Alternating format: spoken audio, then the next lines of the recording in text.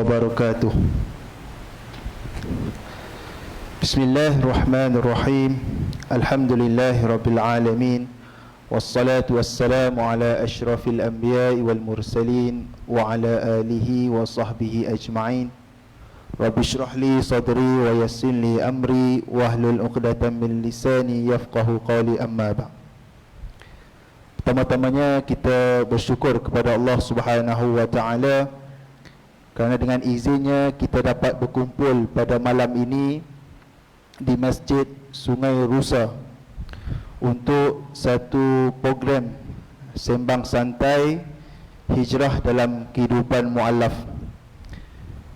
Dan ucapan jutaan terima kasih kepada pengurusi Masjid Sungai Rusa dan ahli jawatankuasa masjid di atas kesudian membenarkan kami bersama dalam program ini. Alhamdulillah, pihak masjid telah memberi ruang dan peluang kepada kami di Hidayah Center Foundation sebagai satu platform untuk memperkasakan muallaf dan menonjolkan muallaf dalam masyarakat. Jadi bersama saya pada malam ini sahabat saya Brother Muhammad Aishnuh bin Abdullah, muallaf santunan Hidayah Center Foundation Pulau Pinang. Sebelum ini beliau beragama Kristian dan telah memeluk agama Islam pada 10 April 2022 tahun lepas. So maknanya genap setahun 3 bulan. Setahun 3 bulan beliau memeluk agama Islam. Dan sekarang tinggal di Payaturubong, Air Hitam. InsyaAllah pada bulan depan beliau akan berkhidmat, bertugas di Hidayah Center Foundation sepenuh masa. Dan beliau mendapat tajaan zakat Kedah kerana beliau telah bersyahadah di negeri Kedah. Jadi tuan-tuan dan puan-puan yang dirahmati Allah sekalian, kita masuk kepada perbincangan kita pada malam ini berkaitan dengan hijrah dalam kehidupan muallaf. Jadi kita lihat dulu kepada makna hijrah. Mungkin tuan-tuan dan puan-puan sudah sedia maklum lah. Kita ulang kaji baliklah. Baik, kita lihat kepada definisi dan maksud hijrah. Hijrah dari segi bahasa ialah perpindahan. Apa maksud perpindahan? Manakala dari sudut istilah merujuk kepada peristiwa penting dalam Islam, iaitu perpindahan Rasulullah sallallahu alaihi wasallam daripada kota Mekah Al-Mukarramah bersama para sahabat ke Madinah Al-Munawwarah. Itu dari segi sudut istilah. Namun kemudian Rasulullah sallallahu alaihi wasallam tidak menghadkan makna hijrah itu hanya pada makna fizikal, tetapi luaskan kepada skop makna maknawi. Dengan sabda Nabi sallallahu alaihi wasallam, wal muhajiru man hajara ma nahallahu anhu. Orang yang berhijrah adalah orang yang meninggalkan larangan Allah. Hadis ini dinukilkan dalam kitab Fathul Bari Syarah Sahih Bukhari juzuk 1 halaman 36.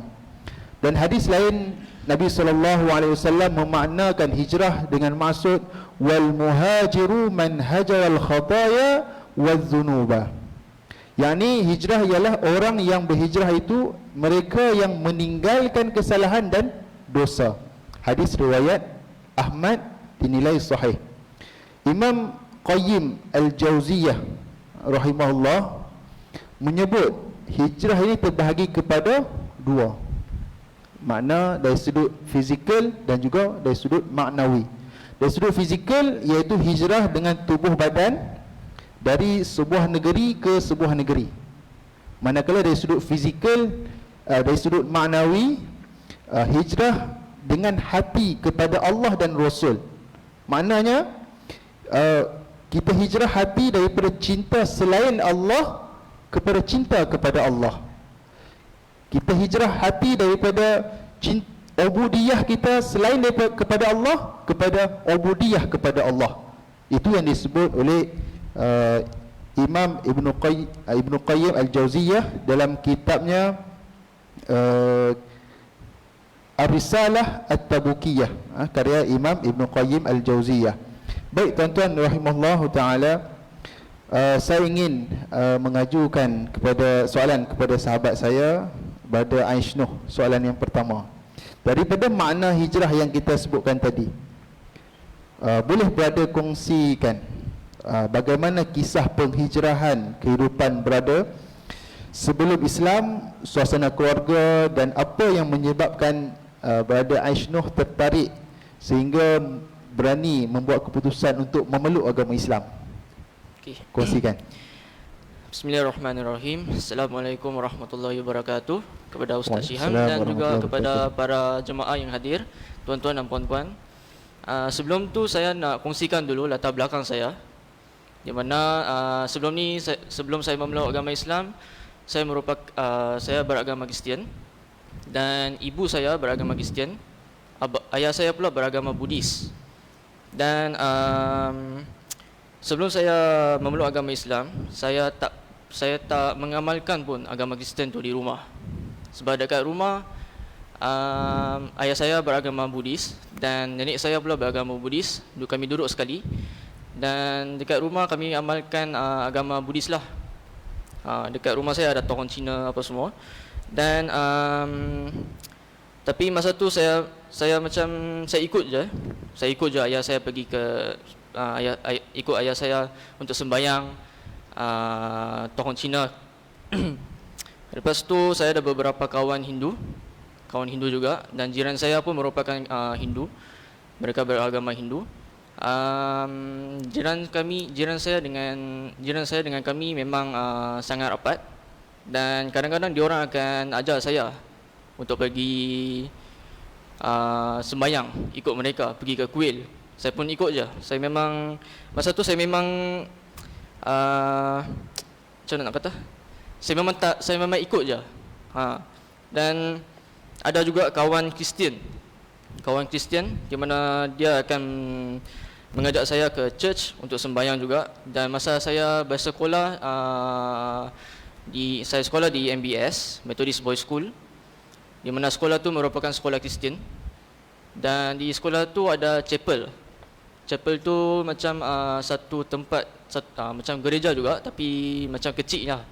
Macam masjid dengan surau macam tu.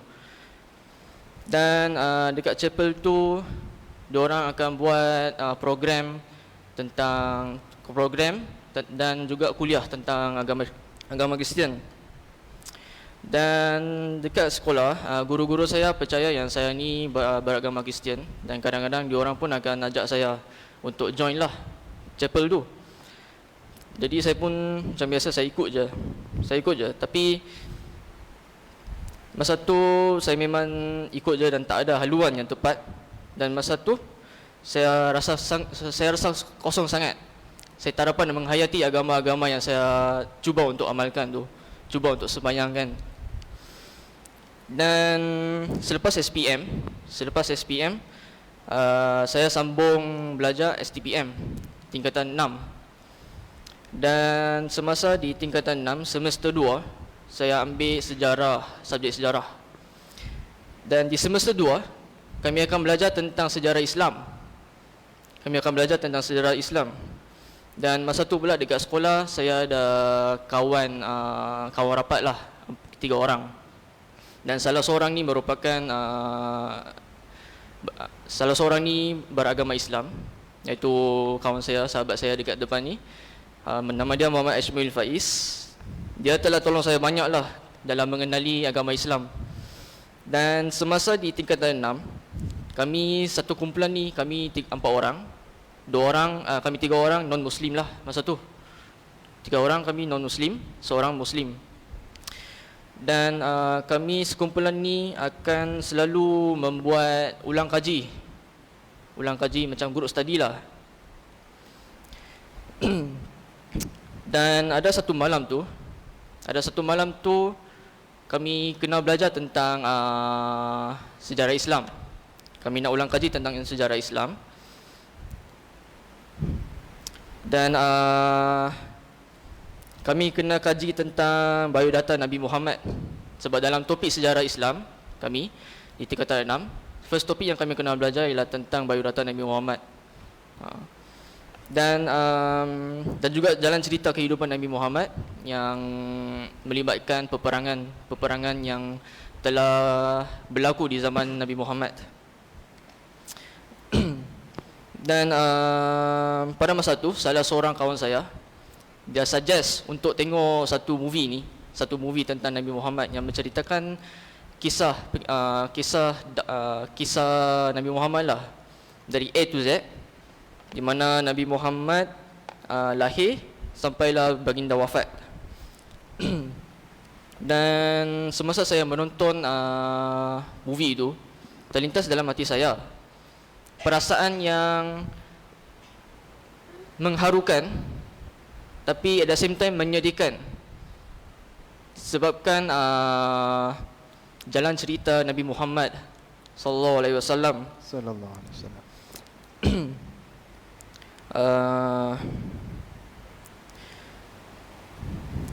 perasaan pada masa tu terlintas dalam hati saya lah perasaan yang tu disebabkan oleh jalan kehidupan Nabi Muhammad ketika berdakwah. Dan selalunya bila kami dah habis mengulang kaji, kami akan buka video ceramah ataupun kuliah dari ustaz-ustaz yang famous lah. Contoh macam ustaz atau doktor. Contoh macam Dr. Zakir Naik. Kita tahu Dr. Zakir Naik ni merupakan pendakwa yang sangat hebat. Dan selepas kejadian tu, selepas belajar tentang agama Islam, tentang sejarah Islam, tentang Nabi Muhammad, saya dah minat lah nak tahu lagi, nak kenal lagi Islam macam mana. Dan bukan saya sahaja, alhamdulillah sekali dengan dua orang kawan saya juga, turut berasa yang sama. Dan kawan saya Ashmil Faiz ni telah tolong banyak lah kami dengan kami. Dan selalunya bila kami keluar untuk meluangkan masa bersama, macam saja-sajalah lepak kan, lepak dekat kedai mamak, kawan saya ni dia akan bercerita tentang akhir kiamat. Dan juga dia akan tekankan tentang tanda-tanda kiamat yang sedang berlaku, yang telah berlaku dan yang akan berlaku. Dan dia akan tekankan juga yang semua ni telah ditulis di dalam Al-Quran 1400 tahun yang lalu. Dan benda tu memang membuatkan saya telah membuka minda saya lah.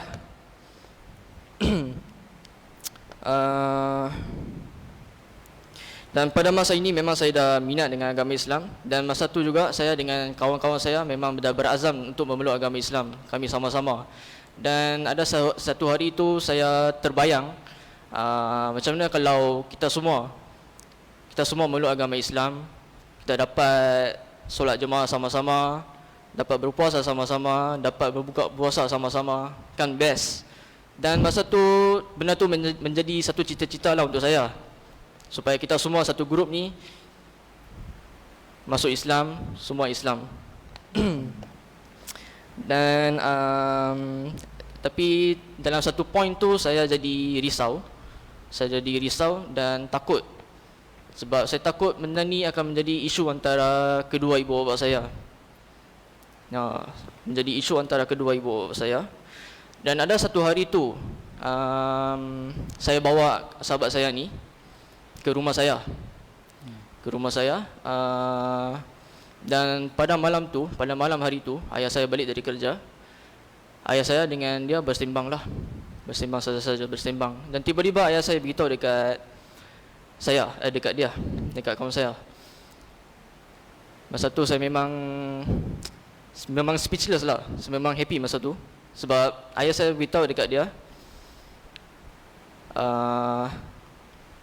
kalau boleh ajaklah dia tentang agama Islam. Ajaklah dia macam mana nak solat, macam mana nak baca Al-Quran. Dan memang benda tu saya jadi speechless lah. Saya memang tak expect yang ayah saya akan beritahu macam tu dekat kawan saya. Dan waktu tu belum Islam lah. Waktu tu belum Islam. Belum Islam lagi.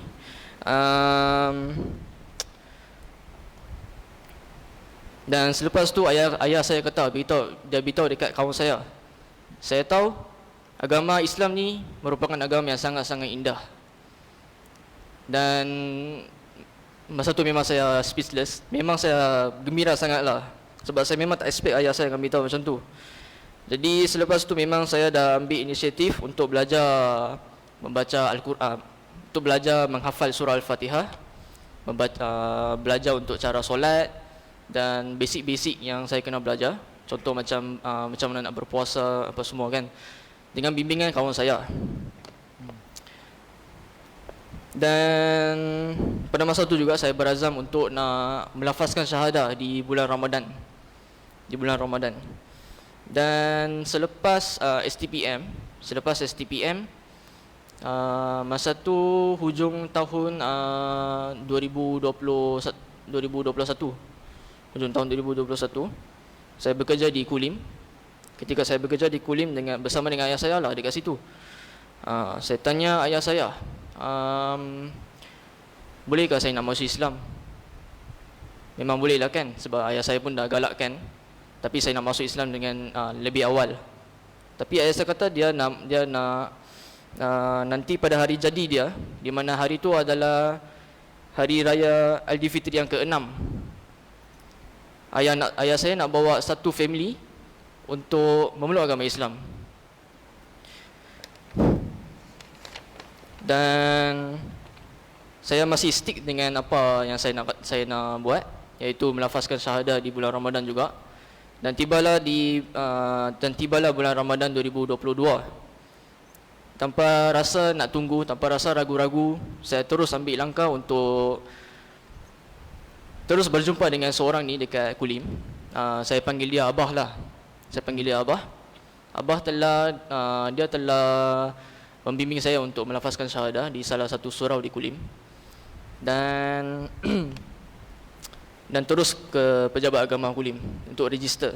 Dan alhamdulillah sebulan selepas tu, iaitu pada hari raya Aidilfitri yang ke-6, satu keluarga saya pula turn dia orang untuk masuk Islam.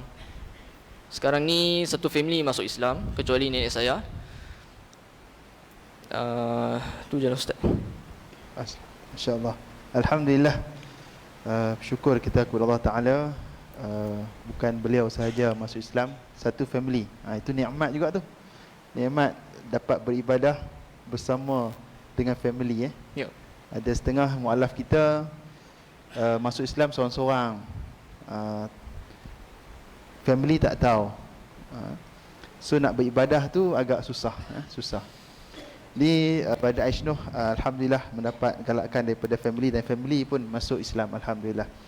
Jadi tuan-tuan dan puan-puan yang dirahmati Allah sekalian, bila mana Allah menciptakan manusia untuk hidup di atas dunia ini, ada tanggungjawab yang harus kita jalankan.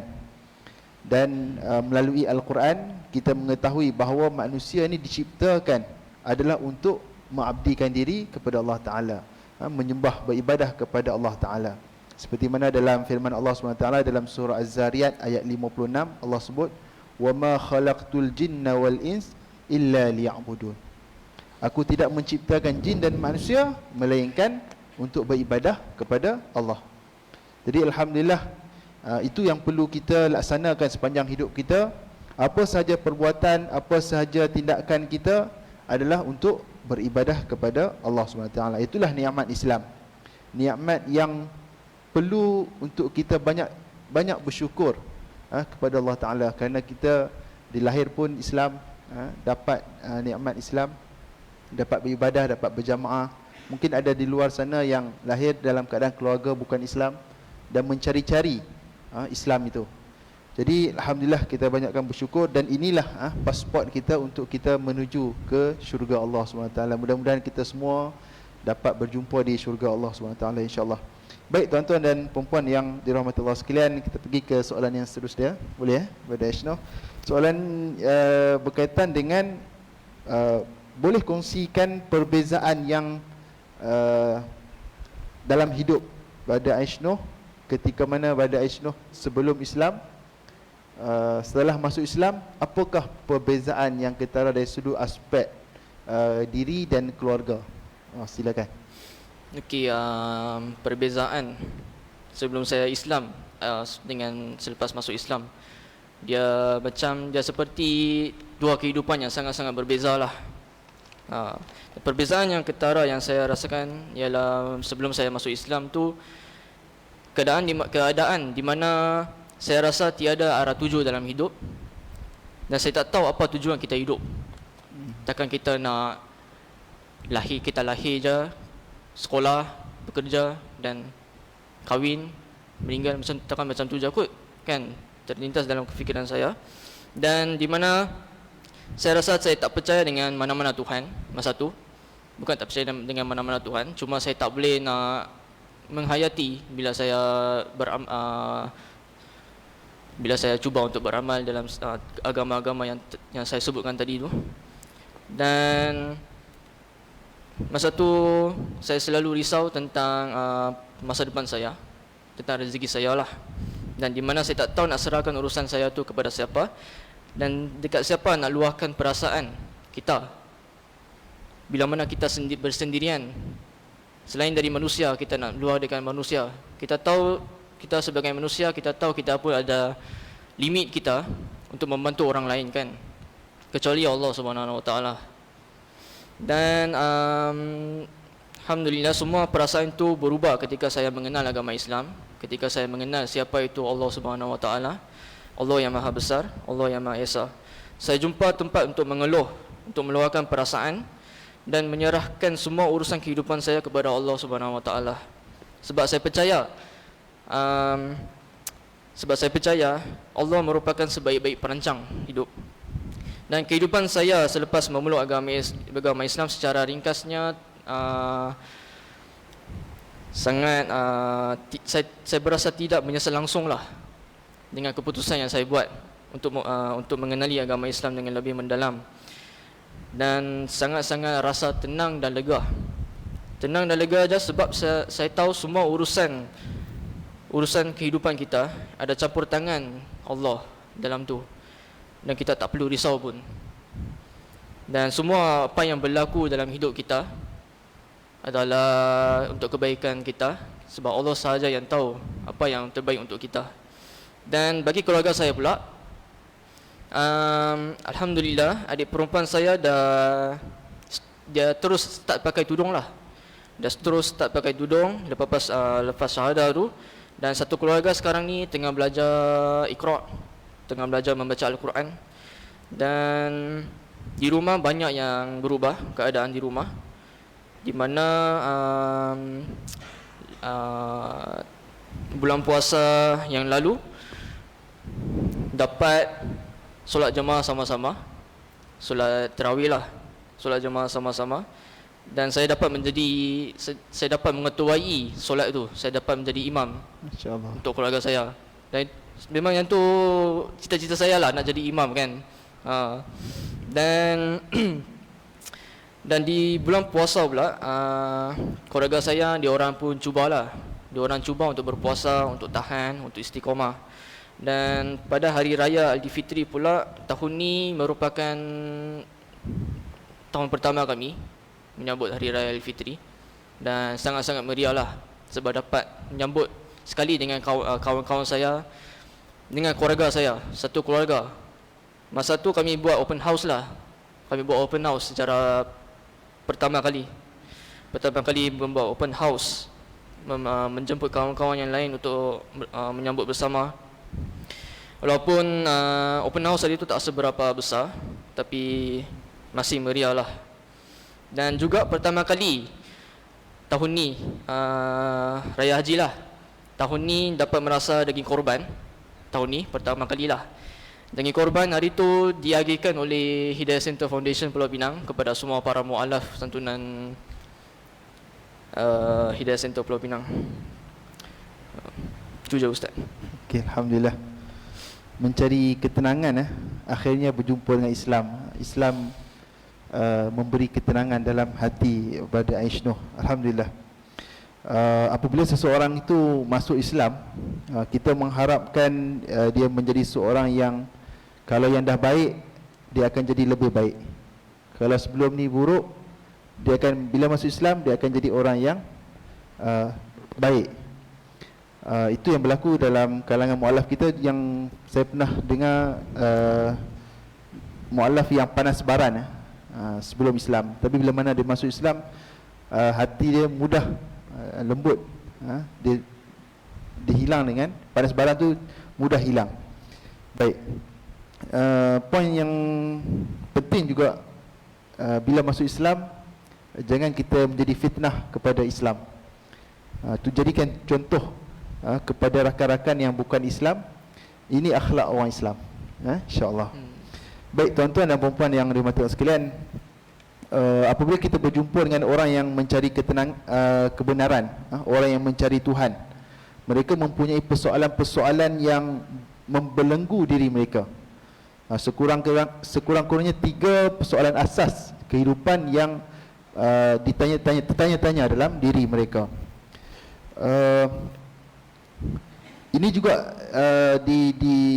dihadapi oleh Rasulullah sallallahu alaihi wasallam ketika mana Rasulullah sallallahu alaihi wasallam sebelum diangkat menjadi rasul, dilantik menjadi rasul. Nabi sallallahu alaihi wasallam sebelum mendapat wahyu, Nabi sallallahu alaihi wasallam sentiasa berulang-alik daripada rumah baginda di Mekah ke Gua Hira. Jadi baginda memikirkan persoalan-persoalan kehidupan. Apakah persoalan-persoalan kehidupan tersebut? Seperti mana yang diceritakan tadi, soalan yang pertama adalah dari mana kita datang. Itu persoalan yang sering difikirkan oleh mereka yang mencari kehidupan, mencari kebenaran, orang yang mencari Tuhan, iaitu dari mana kita datang, siapa yang menciptakan kita.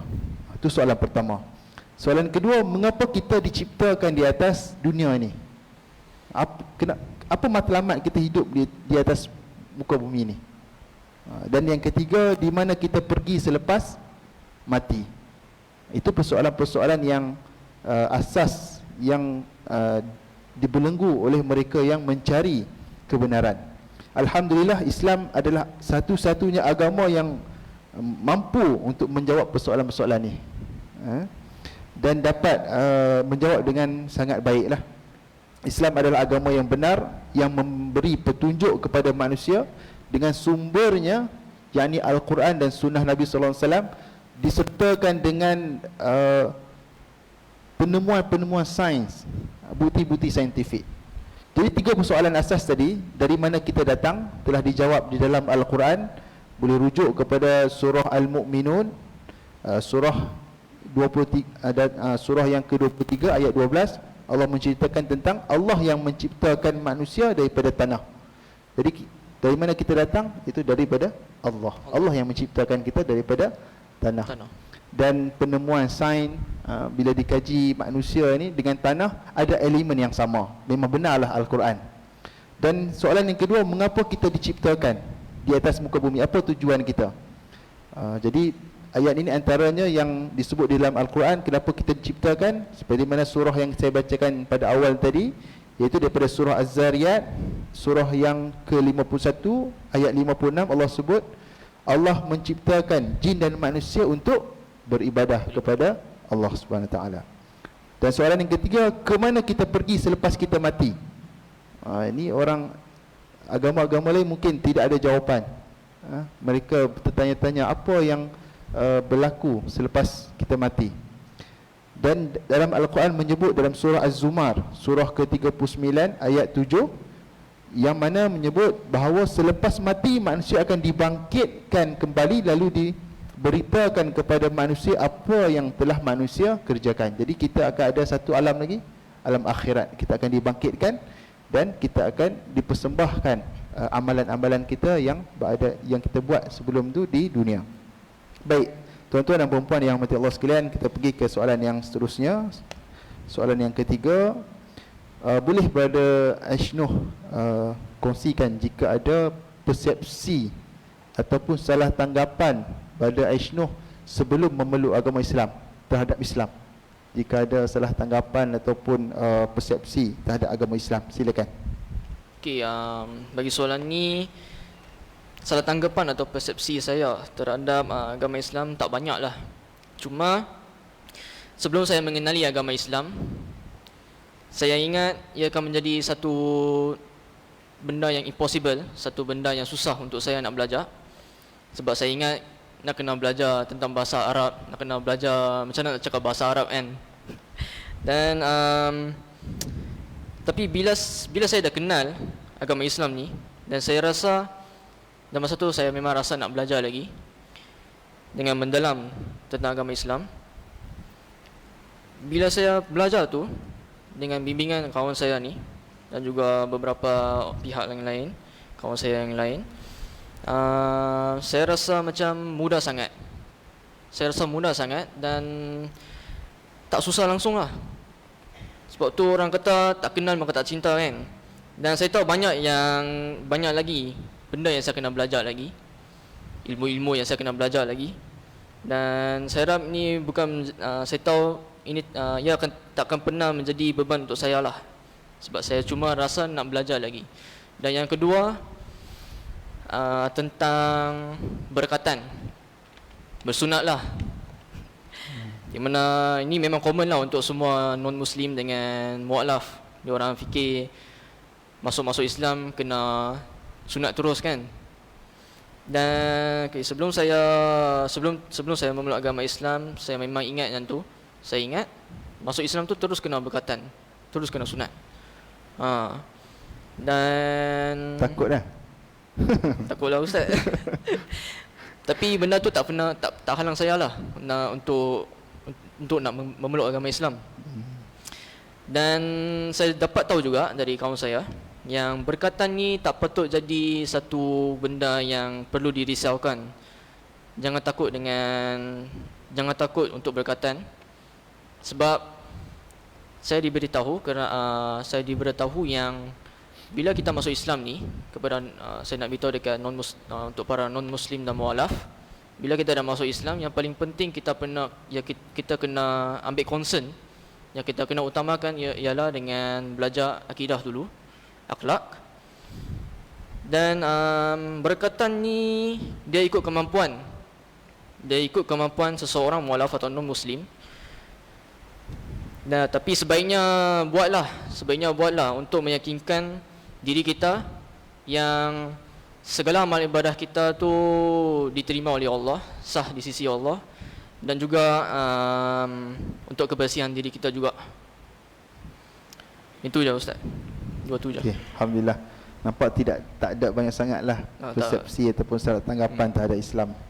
Baik, jadi tuan-tuan dan puan-puan, kita sebagai hamba Allah Ta'ala bukan sekadar kita ataupun ahli keluarga kita sahaja yang kita nak menuju ke syurga Allah Ta'ala, tapi sebagai seorang yang beriman, sebagai seorang yang beragama Islam, sebagai seorang yang ingin mengucapkan terima kasih kepada Allah SWT atas nikmat yang telah diberikan kepada kita.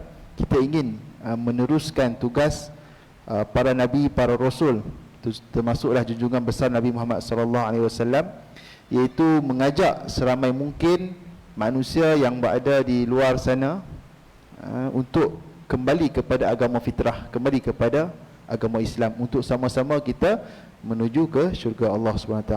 Seperti mana dalam firman Allah SWT dalam surah Saba ayat 28, Allah sebut, وَمَا أَرْسَلْنَاكَ إِلَّا كَافَّةً لِلنَّاسِ بَشِيرًا وَنَذِيرًا وَلَكِنَّ أَكْثَرَ النَّاسِ لَا يَعْلَمُونَ. Dan kami tidak mengutuskan engkau Muhammad melainkan kepada semua manusia, termasuklah orang bukan Islam, yang mana tugas para Nabi, para Rasul adalah membawa berita gembira dan memberi peringatan. Tetapi kebanyakan manusia tidak mengetahui. Jadi Nabi Muhammad ni diutuskan bukan hanya kepada orang Islam, tetapi kepada seluruh manusia, termasuk orang bukan Islam. Dan Al-Quran juga panduan bukan hanya panduan untuk orang Islam, termasuklah panduan kepada orang bukan Islam. Bila ikut Islam, ikut Al-Quran, insya-Allah selamat. Insya-Allah.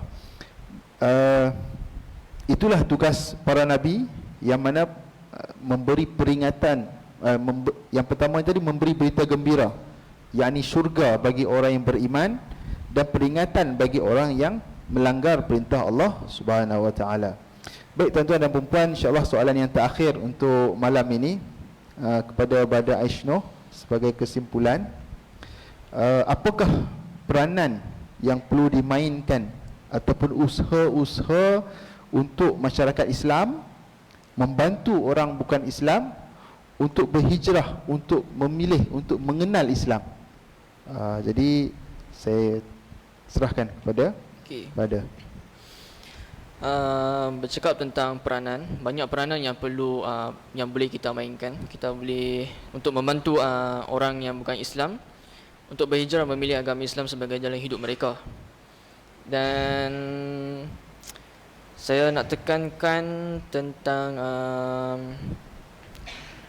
beberapa peranan. Yang paling penting saya nak sebut ialah tentang kita sebagai masyarakat Islam, kita jangan bersangka buruk terhadap non-Muslim dan juga membuang sifat sombong terhadap non-Muslim. Sebab saya percaya segelintir masyarakat kita, masyarakat Islam, mempunyai sifat sombong terhadap non-Muslim, di mana mereka menganggap non-Muslim ni sebagai musuh dan menolak mereka. Dan sepatutnya benda ni tak sepatutnya jadi. Sebab dalam Islam tak mengajak kita untuk bermusuhan dengan sesama. Dan sepatutnya kita sebagai masyarakat Islam perlu membimbing mereka dan berdakwah kepada mereka lah. Contoh seperti usaha untuk memperkenalkan agama Islam dan memperkenalkan siapa itu Nabi Muhammad SAW kepada non-Muslim. Dan saya percaya berdakwah dan menyebarkan agama Islam ni merupakan tanggungjawab kita semua untuk menegakkan agama Islam. Fitrah untuk berdakwah tu kena ada dalam setiap diri Muslim. Dan seperti apa yang sahabat saya lakukan, apa yang sahabat saya buat, cara dia buka minda saya tu dengan seperti yang saya sebut tadi. Dia bercerita tentang hari kiamat dan dia tekankan tanda-tanda akan berlakunya hari kiamat. Di mana tanda-tanda yang telah berlaku, yang sedang berlaku dan yang akan berlaku. Dan dia tekankan lagi dalam Al-Quran telah ditulis tanda-tanda tersebut dan ditulis 1400 tahun yang lalu. Dan benda ni memang membuka minda saya lah. Dan saya rasa untuk semua non-Muslim juga, non-Muslim yang lain, saya pasti benda ni akan membuka minda orang juga. Kita sebagai non-Muslim, kita sebagai Muslim, masyarakat Islam, kita sebagai masyarakat Islam perlu ambil inisiatif ni lah.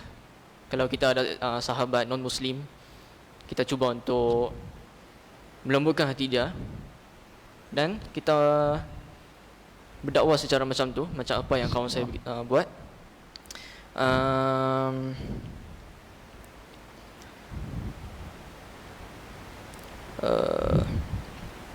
Dan juga NGO